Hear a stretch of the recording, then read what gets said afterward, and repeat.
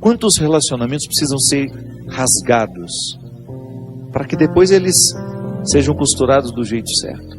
Fazer cair por terra todas as ilusões que nós temos do outro, ou todas as pretensões que nós julgamos em cima do outro. Não, o outro não tem que corresponder às minhas expectativas. O outro tem de ser ele.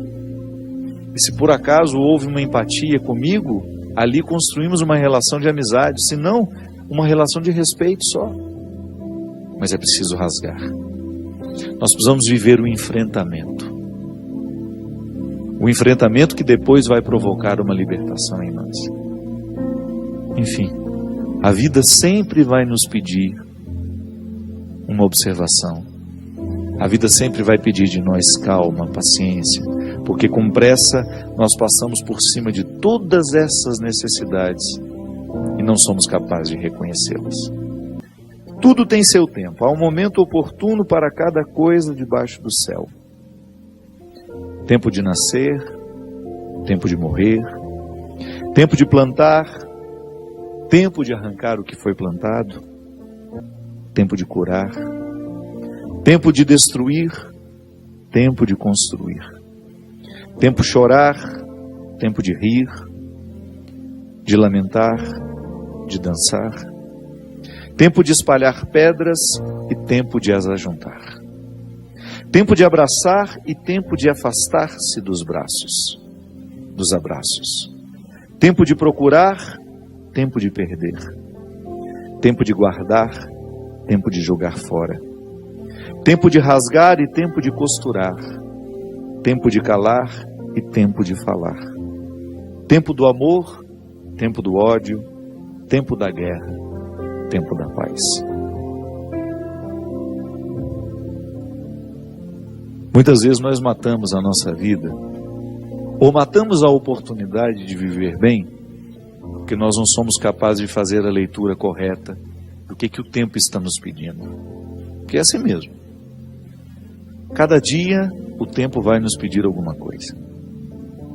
E é esse olhar atento que vai dando a gente essa condição, essa clareza de perceber o que de fato hoje grita pelo meu nome. O que de fato hoje chama por mim? Qual é a realidade hoje que é inadiável? Minha gente, às vezes nós somos tão negligentes na percepção disso, que às vezes nós desperdiçamos um mês, um ano, 10, 20,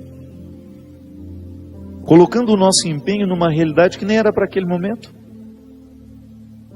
E é por isso que é tão interessante a gente desenvolver a habilidade de dizer não e de dizer sim. Porque essa é uma habilidade que só a maturidade nos traz. Porque às vezes, porque somos imaturos, nós não sabemos nem dizer não. Não sabemos olhar as urgências do tempo. Então a gente vive para agradar o outro. Não. Antes de agradar o outro, você precisa perceber o que a vida está pedindo de você. Porque nem sempre aquilo que você pode fazer para agradar o outro, está em consonância com aquilo que a vida está pedindo de você. Mesmo que para a gente crescer, nós temos que ter coragem de cortar muitas coisas. A Sagrada Escritura diz: tempo de matar, tempo de fazer nascer. Tudo depende da percepção aguçada que nós precisamos ter para olhar o momento presente e descobrir o que de fato merece o nosso empenho. Quantas vezes eu na minha vida me empenhei no lugar errado, na questão errada, e depois não tem como ser feliz.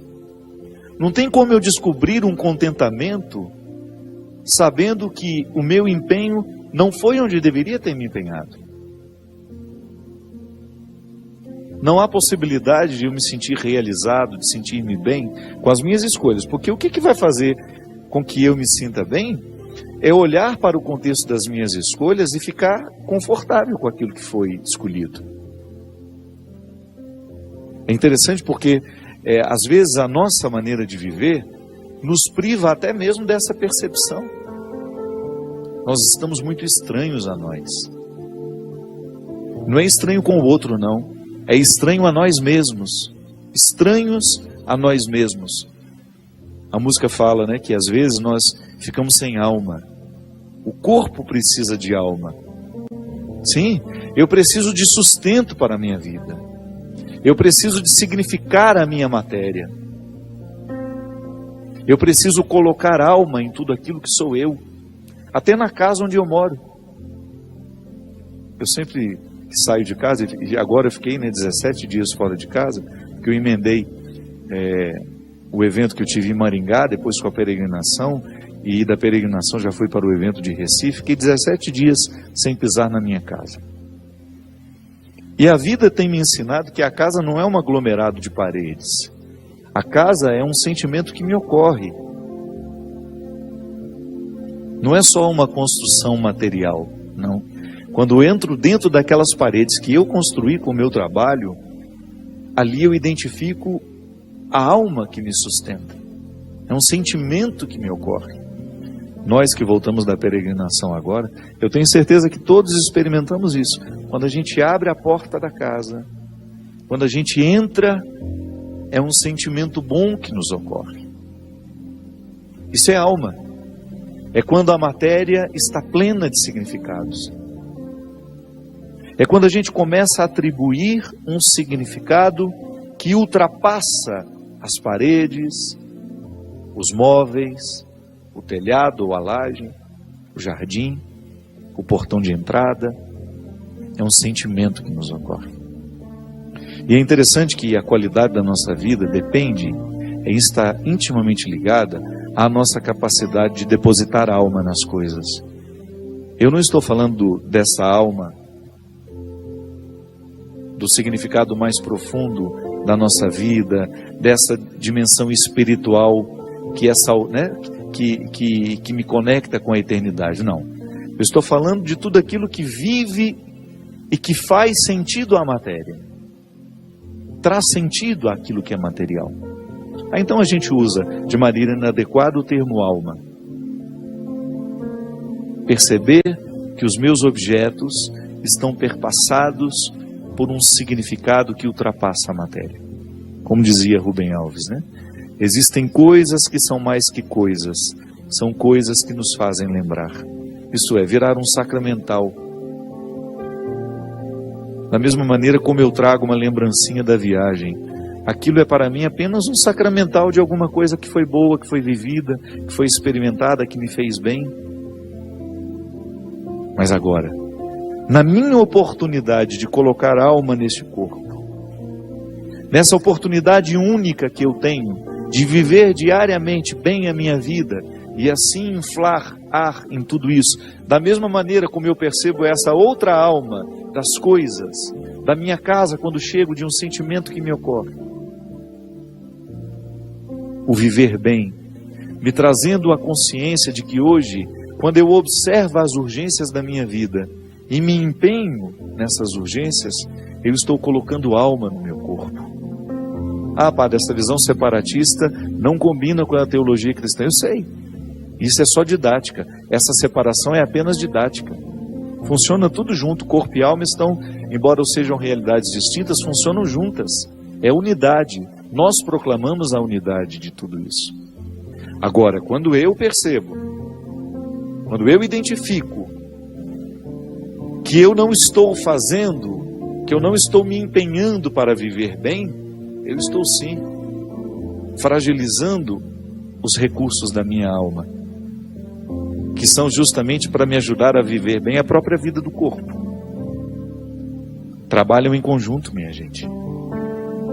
E nós muitas vezes negligenciamos a observância do tempo, como na Escritura que diz. O escritor sagrado fala justamente isso. Tempo de chorar e tempo de rir. Há momentos que a própria vida te mostra a necessidade de chorar, de jogar para fora os seus excessos, de não ter medo da tristeza, de permitir que essa tristeza cave dentro de nós as suas riquezas e que nos ajude a encontrar a pedra preciosa que só o sofrimento poderia nos levar a conhecer. Depois vem o riso. O riso não nasce por acaso. A gente já cantava aquela música também, né? Ando devagar porque já tive pressa e trago esse sorriso porque já chorei demais. O sorriso é o resultado da lágrima bem chorada. O sorriso é o resultado final de um processo de luta que nós estabelecemos, de observar dia a dia qual é o empenho que aquele dia me pede, o que hoje eu preciso fazer para ter o direito do sorriso amanhã. E é bom, você sabe por quê? Porque à medida que nós estamos passando o perrengue, sabendo que ele será construtivo, já nascem pequenos sorrisos ao longo desse processo. Quando a gente fala de um sorriso final, é apenas a metáfora de um processo bem feito, bem vivido.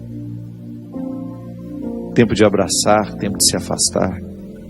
Quanto sofrimento, né?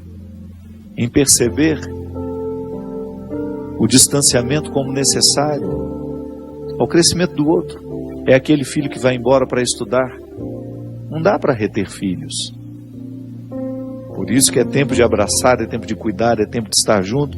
E vai chegar um momento em que esse afastamento será necessário para o próprio curso da vida. Depois volta.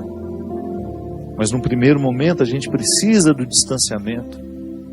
É a urgência do dia. Chegou a época, é preciso estudar, é preciso buscar um futuro fora daqui. Minha gente, quando nós observamos o movimento do tempo e as suas urgências, a gente entra dentro do contexto de uma sabedoria irrenunciável à nossa realização humana. Tempo de rasgar, tempo de costurar. Se a gente não tem coragem, muitas vezes, de rasgar algumas realidades, depois jamais conseguiremos viver a libertação dela. Hoje eu até escrevi sobre isso. Muitas vezes nós lamentamos perder. E quando na verdade a gente vai observar aquilo que a gente perdeu, não foi perda, foi libertação.